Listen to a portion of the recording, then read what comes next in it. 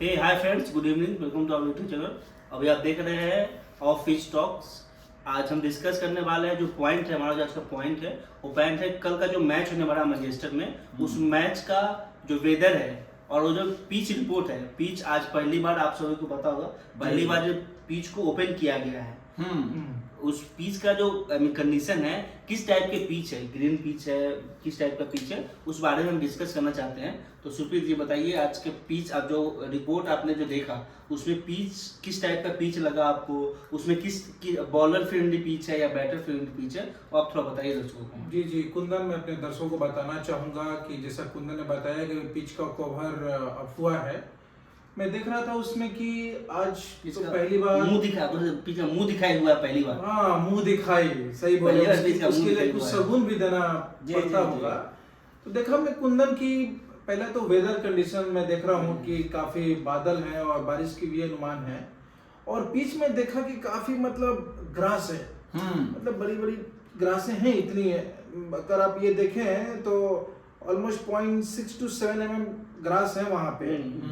तो मुझे तो लग रहा है कि ये पूरा बॉलर फ्रेंडली मैच होने वाला है और काफी हाइट भी बॉलर को मिलेगी और स्विंग भी मिलेगा।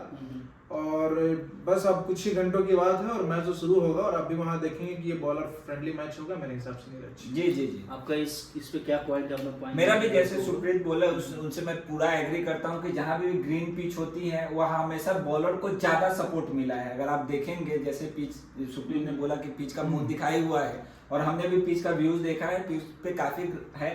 और ये फास्टर के लिए जो ग्रीन पिच होता है, ये फास्टर के लिए काफी हेल्पफुल होता है कि जहां पे हमारे बैटिंग अटैक जो है वो अगर चाहें कि स्टार्टिंग में हम अटैक करें तो नहीं, ये बॉलर के लिए पिच होते हैं ग्रीनली पिच।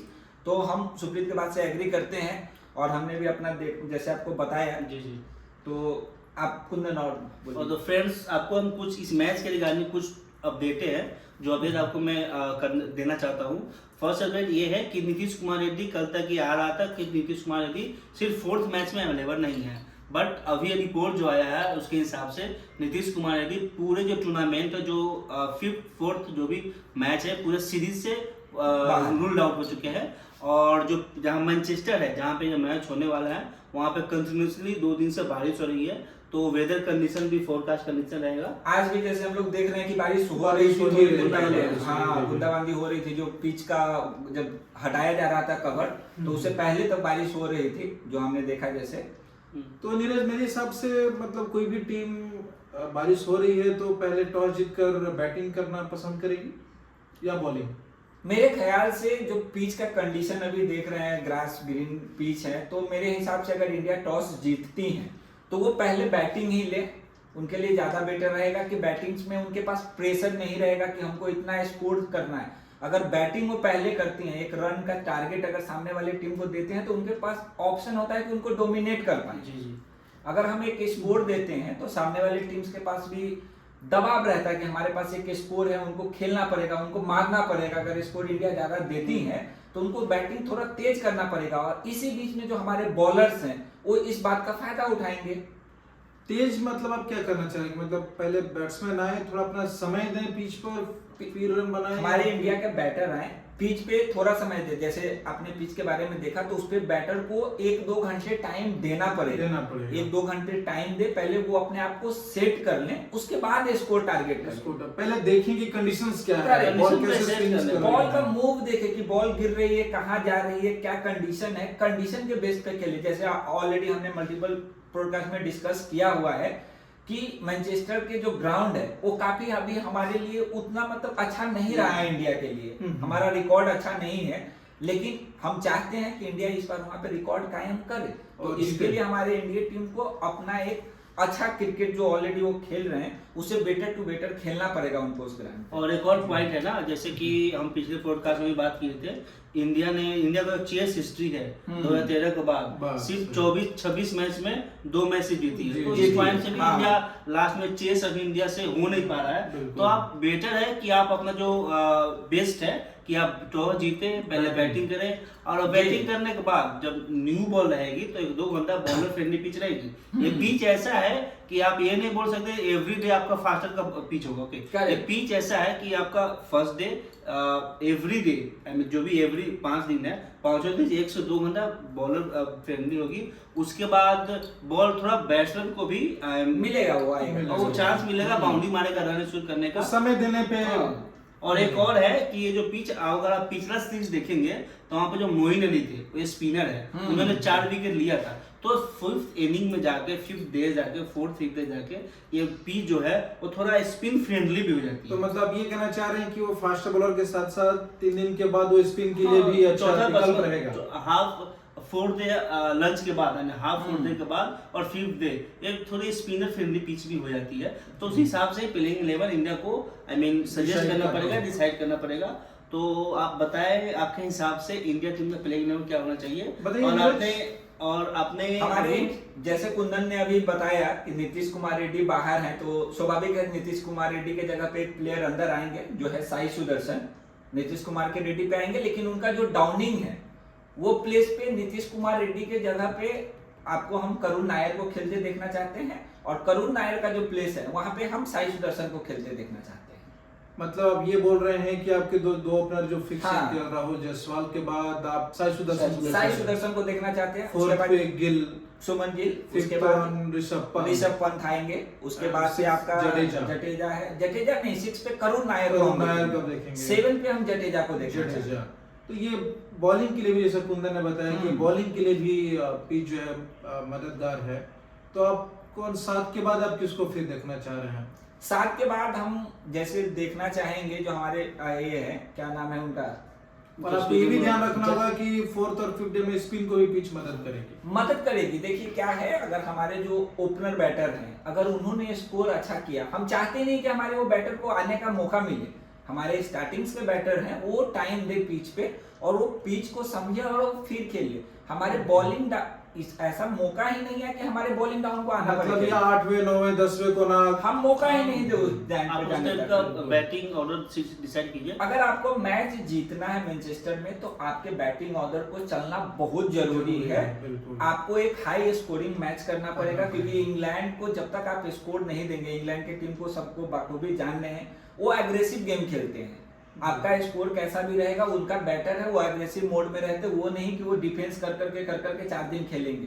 अगर उनके पास प्रेशर रहेगा वो मारने जाएंगे और फिर आउट होंगे। तभी बताया भी पहले टेस्ट मैच में खेलकर लाइक कैसे उन्होंने रन चेस किया, तो काफी तो ये तो है। बताइए और आप अगर सुमन गिल का जो प्रेस कॉन्फ्रेंस आज हुआ था, उस प्रेस कॉन्फ्रेंस देखेंगे तो सुमन गिल ने क्लियरली बताया था कि करुण नायर को बेनिफिट ऑफ डाउट देना पड़ेगा। उनका टीम मैनेजमेंट का ये सोच है कि करुण नायर को ऑलरेडी हम 3 मैच खिला चुके हैं, 2 मैच बचा हुआ है, 2 चांस क्यों ना न्यू बैट्समैन लाने के जगह पे आप करुण नायर को 2 और चांस दें, क्योंकि करुण नायर उस एटमॉस्फेयर में ढल चुके हैं, वो कंडीशन को एसेस कर चुके हैं। तो एज पर जो प्रेस कॉन्फ्रेंस हुआ था उसमें करुण नायर टीम में खेलेंगे ऐसा लग रहा है। अगर ये भी आप देखें, जो आज जो पिच ओपन हुई तो साई सुदर्शन, जो हमने जो पिच रिपोर्ट देखा, जो भी हमने वहां से वीडियो फुटेज बाहर आई थी और रिपोर्ट देखा, साई सुदर्शन क्या कर रहे हैं ना, दोनों साइड से शैडो प्रैक्टिस कर रहे हैं। तो मोस्ट लाइकली ये लग रहा है कि आपको साई सुदर्शन भी और करुण नायर दोनों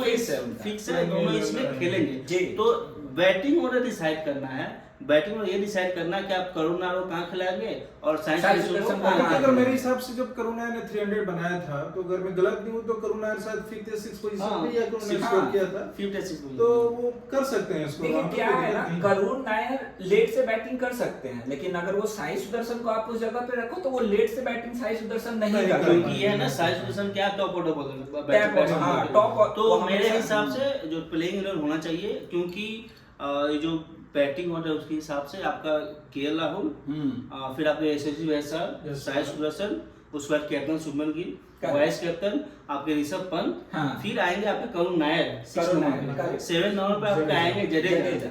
अब ये 4 प्लेयर बचा हुआ है, 4 प्लेयर में आप देखेंगे तो वाशिंगटन सुंदर, क्योंकि टीम मैनेजमेंट गौतम गंभीर को चाहते हैं, तो मुझे नहीं लगता है कि इस मैच में उनको बाहर किया जाएगा। आपका मोस्ट लाइकली आपका वाशिंगटन सुंदर 8 पे आएंगे, 9 पे आप अंशुल कंबोज को देख रहे हैं, 10 पे सिराज, 11 पे बुमराह। ये स्लाइड ये प्रोबेबली आपका ये प्लेइंग कह रहे 11 हैं हो कि सकता है। प्रसिद्ध कृष्णा का डाउटफुल है, क्योंकि आप देखिए ना, क्योंकि ये जो टीम मैनेजमेंट है ना, आप देखें तो रिजर्व प्लेयर में एक ही प्लेयर था, नीतीश राणा जो थे, एक ही प्लेयर रिजर्व ट्रेवलिंग में थे। ओके, बट उन्होंने ये 16 में उनको नहीं लाके उन्होंने डायरेक्ट अंशुल कंबोज का बैटिंग भी करते हैं। हाँ, वो कंबोज बॉलिंग के साथ बैटिंग भी अच्छा करते हैं। बॉलिंग ऑलराउंडर है, मेन उनका बॉलिंग है, फिर बैटिंग कर लेते हैं। तो नीतीश राणा को ना लाके इन्होंने अंशुल कंबोज का लाया। इट मींस जो अंशुल कंबोज है, कल आपका डेब्यू करना है, पहला मैच करने जाना है। तो हमारा जो दर्शक बता दें कि जो नंबर 7 तक जो हमने प्रेडिक्शन की है वो फिक्स है। हमें नहीं लगता है कि उसमें कोई चेंजेस। मुझे यही लगता है जो हमने ये प्लेइंग में बताया, मोस्ट प्रोबेबली यही प्लेइंग लेवल कल आपको बस थोड़ा बहुत हो सकता है तो प्रसिद्ध कृष्णा और वशिंगटन सुंदर के बीच बस। हाँ, अगर इंडिया चाहे तो वही वशिंगटन सुंदर को रिप्लेस करके वहाँ पे कोई पेसर आएगी जो कि मोस्ट लाइकली प्रसिद्ध कृष्णा ही होंगे। बट मेरे हिसाब से यही प्लेइंग 11 होगा। इंडिया जो है, अब आपका जो टीम मैनेजमेंट है, अगर आप देखें तो इंग्लैंड न्यूजीलैंड इंडिया की सीरीज चल रही थी उस इंडिया में, उसमें आपका अश्विन थे, फिर भी और जो वशिंगटन सुंदर थे रणजी मैच खेल रहे थे, डोमेस्टिक मैच खेल रहे थे, वहां से रातों रात उनको बुलाया गया, फिर नेक्स्ट मैच खिलाया गया। इट मींस आपका जो टीम मैनेजमेंट है, गौतम गंभीर है, जो भी थिंक टैंक है, वो चाहते हैं कि वशिंगटन सुंदर को टाइम दे। सुंदर अच्छे प्लेयर भी हैं और उनका बॉलिंग भी अच्छा, प्लस आप पिच को भी देखिए ना, 4th डे 5th डे आपका स्पिन फील्डिंग भी होती है, तो उसके हिसाब से ये लोग चाहते हैं कि वशिंगटन में खेले। मोस्ट प्रोबेबली यही प्लेइंग में होगी। और एक और चीज मैं आपको बताना चाहूंगा, शायद जो कभी नहीं हुआ इस बार हो जाए।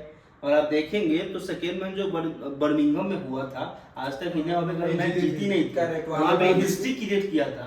मे बी ये जो मैनचेस्टर में मैच हो रहा है, यहाँ पे मे बी इंडिया कहीं हिस्ट्री क्रिएट कर दे,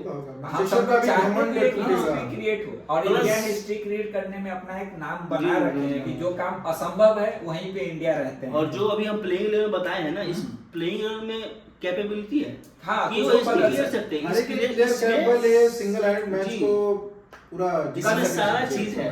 ओके, पिच भी सारा चीज रिवील हो चुका है, तो कल फोरकास्ट भी रहेगा।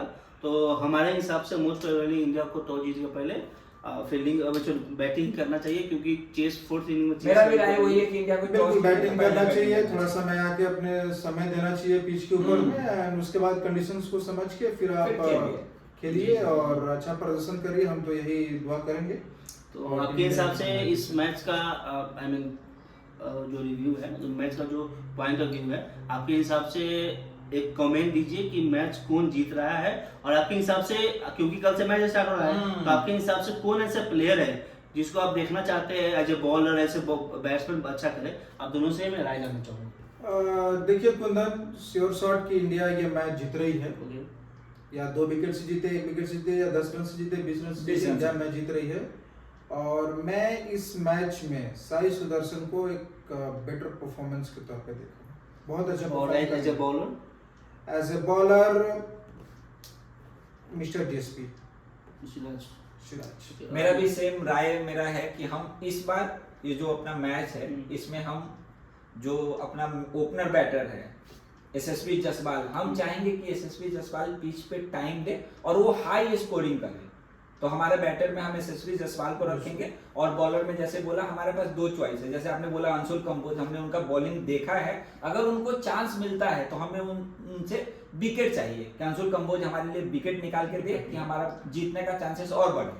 और जैसे कि इंग्लैंड का प्लेइंग में हमने आई मीन एनालाइज किया था पिछले पॉडकास्ट में, वहाँ पे इंग्लैंड का प्लेइंग में अगर आप कंपेयर करेंगे इंग्लैंड की जो प्लेइंग 11 है और अभी हम इंडिया का जो प्लेइंग में बताए हैं, तो अपने दर्शकों को, अपने फ्रेंड्स को, तो उसके हिसाब से आपका जो पलड़ा है किसके तरफ झुका है? पूरा इंडिया, इसमें कुछ कहने की जरूरत नहीं है। हम लोग विदाउट एनी डाउट, कोई डाउट ही नहीं है, सीधा कह सकते हैं कि इंडिया जीतेगी। अगर आप देखेंगे तो ये जो हम लास्ट जो 3 टेस्ट मैच हुए हैं, ये समझिए सीरीज अभी 3-0 पे स्टैंड करती है। पहला टेस्ट मैच हम थोड़ा सा बॉलिंग के वजह से डाउन हो गए, लाइक 350 प्लस स्कोर था, वो हम सेव नहीं कर पाए। सेकंड तो हमने जीत ही गए, एंड थर्ड तो आप सबने देखा कि वो काफी मतलब, तो ये ऑलमोस्ट 3-0 ही हमारा ही था। लेकिन क्रिकेट है, कुछ भी संभव है। संभव है, कुछ भी हो सकता है, तो हम जीतेंगे। अब आपको दर्शकों को ये भी हम इन्फॉर्म बताना चाहेंगे, एक सुझाव है मेरी तरफ से कि आप जोफ्रा आर्चर को और बुमराह को इस मैच से अलग नहीं रख सकते। नहीं रख क्योंकि सकते, जो बिल्कुल नहीं। पिच है ये पूरी तरह से बुमराह और ये आपका आर्चर जैसे गेंदबाज इस पिच पे अनप्लेएबल है। वो आई मीन न्यू बॉल से बॉल करेंगे आप। अगर कल का मैच, मैं ये बोल रहा हूँ, आई मीन पॉडकास्ट में बोल रहा हूँ, कल का मैच होगा उसमें आप देखेंगे ये दोनों जब बॉलिंग करेंगे, इनका swing, out swing, in swing, bounce player के लिए, बैट्समैन के लिए आसान नहीं हुआ खेलना, बहुत मुश्किल हो सकता है। बुमराह का तो खासकर उन लोगों को सामना करना, बुमराह को किसी आर्चर का भी जो बाउंसर है उसको भी कभी भी इग्नोर नहीं कर सकते। उनका बाउंसर वो भी तो ये दोनों, मतलब आप लोग ये बोलना चाह रहे हैं कि दोनों कमाल करने वाले हैं। मेरे हिसाब से अगर मेरा डीएसपी भी पीछे नहीं रहेंगे। आप देखेंगे कि डीएसपी में एक चीज है, अगर उनके सामने कोई परफॉर्मेंस अच्छा कर रहा है तो डीएसपी चाहते हैं कि हम उनसे डबल करके दे, डीएसपी अपना पूरा जान लगा देंगे। डीएसपी में गजब एक जज्बा दिखाते हैं उनके अंदर, मतलब देखिए पूरा इमोशनल हो जाते हैं, तुरंत आते हैं, रोने लगते हैं बीच में। आप अगर आप देखें तो ऐसा चीज है, कुंदन बताएंगे कि ये इमोशनल गेम है। अगर आप एक ग्राउंड पे खेल रहे हैं, इतने दर्शकों आपको प्यार कर रहे हैं, और वहाँ पे एक नॉर्मल गेम में जब आप खेलते हैं और उससे आप कनेक्टेड हैं, अगर आप लूज करते हैं बहुत हर्ट होता है। देखिए तो इंटरनेशनल लेवल पे डीएसपी ही नहीं एक इमोशनल होते हैं, सारे भारतीय इमोशनल होते हैं, घराव में बह जाते हैं क्रिकेट से। क्योंकि आप देखेंगे कोई भी इंडियन, कोई भी भारतीय है, अदर स्पोर्ट खेले या नहीं, क्रिकेट कभी न कभी तो खेले रहते हैं। या फिर उन्होंने घर में खेला हो, गली में खेला हो, कहीं भी मोहल्ले में खेला हो, डिस्ट्रिक्ट में खेला, कहीं भी खेला, बट वो कुछ न कुछ, अगर इवन बॉयज गर्ल किसी को भी देख लीजिए, क्रिकेट थोड़ा थोड़ा सबको नॉलेज रहता है और थोड़ा थोड़ा इंटरेस्ट रहता है। इसीलिए तो सबसे लोकप्रिय गेम बन चुका है क्रिकेट। अभी बन चुका है, बिल्कुल। आप जहाँ भी देखें, बच्चे हो, बूढ़े हो, सारे लोग इस गेम को देखते हैं, एंजॉय करते हैं, फैमिली फैमिली के साथ बैठ के सोना है, देखते हैं। फैमिली के साथ बैठना है, खाना है, पीना है, सब कुछ।